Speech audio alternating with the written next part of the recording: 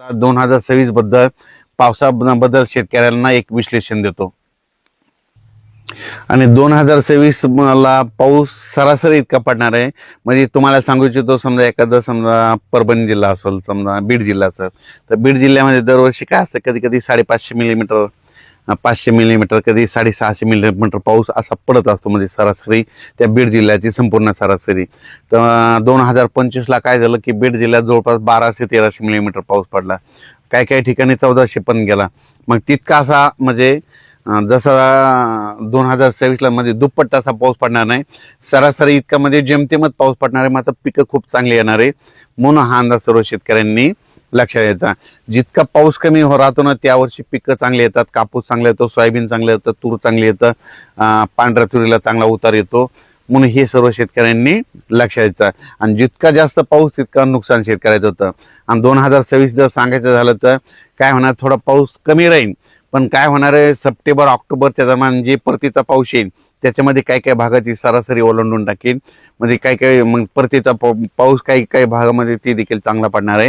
म्हणून हे देखील सर्व शेतकऱ्यांनी लक्षात घ्यायचं. आणि बऱ्याच मला शेतकऱ्याचे फोन आले की यावर्षी आंब्याला खूप मोहर आलाय. तर मी सांगत असतो ना, आंब्याला आला, पण तुम्हाला एक सांगतो, मी म्हणत असतो फक्त गावरान आंबा जर पिकला आणि टिकला तर त्यावर्षी पाऊस कमी पडतो, त्यावर्षी म्हणजे पाऊस कमी पडतो, दुष्काळ पडतो, असं मी स्वतःचा प्रॅक्टिकली अभ्यास आहे. आणि मग बरेच जण काय म्हणले की मेसेजमध्ये त्यांचं असं होतं की ते म्हणले की यावर्षी मग सगळे दुसरे पण कधी फुटते. तर तुम्हाला एक सांगू इच्छितो, फक्त मी म्हटलं गावरान आंबा, फक्त गावरान आंब्याचाच उल्लेख केलेला आहे. तुम्ही बघा, दरवर्षी गावरान आंब्याला कधीच कैऱ्या लागत नाही. 2 वर्ष येतात तर 1 वर्ष लागत नाहीत, म्हणून हे लक्षात घ्यायचं. म्हणून यावर्षी बघा, तुम्ही गावरान आंब्याचं निरीक्षण करा. तुम्ही ते दुसरे जे सरकारी आंबे त्याचं हे करू नका.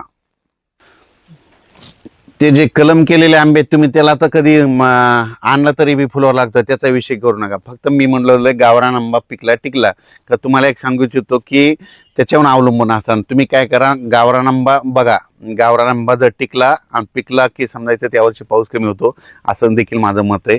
त्याच्यानंतर तुम्हाला एक सांगू इच्छितो, तर हे नुसतं सॅटेलाईटद्वारे नाही, तर तुम्हाला सांगतो हे 2026 आहे, तर 27-28ला खूप पाऊस पडणार आहे. ह्या 2026ला जर कमी होईल, पण पुन्हा 27-28नं सरासरीपेक्षा जास्त पाऊस पडणार आहे. म्हणून हे देखील सर्व शेतकऱ्यांनी लक्षात घ्यायचं.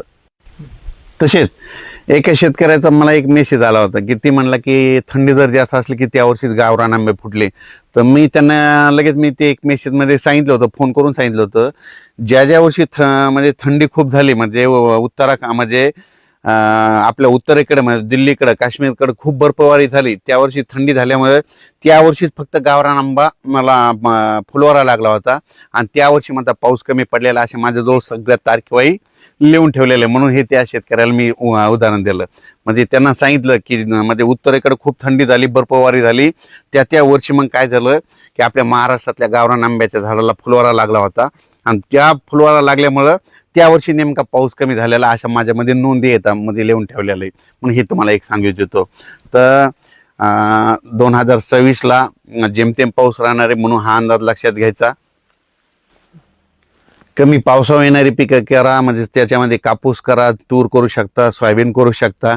लवकर येणाऱ्या जाती करा, लवकर येणाऱ्या जाती सक्सेस राहिलेल्या आहेत. म्हणून हे देखील सर्व शेतकऱ्यांनी लक्षात घ्यायचं. म्हणजे माझं म्हणणं आहे, निसर्गावर जर शेती केली पाहिजे. निसर्ग म्हणतो पाऊस जास्त आहे तर पावसावर येणारी पिकं करायची, निसर्ग म्हणतोय थंडी जास्त थंडी येणारी पिकं करायची, निसर्ग म्हणतोय ऊन जास्त आहे आभाळ जास्त आहे तर मग वेलीवर्गीय पिकं करायची. हे सांगू इच्छितो.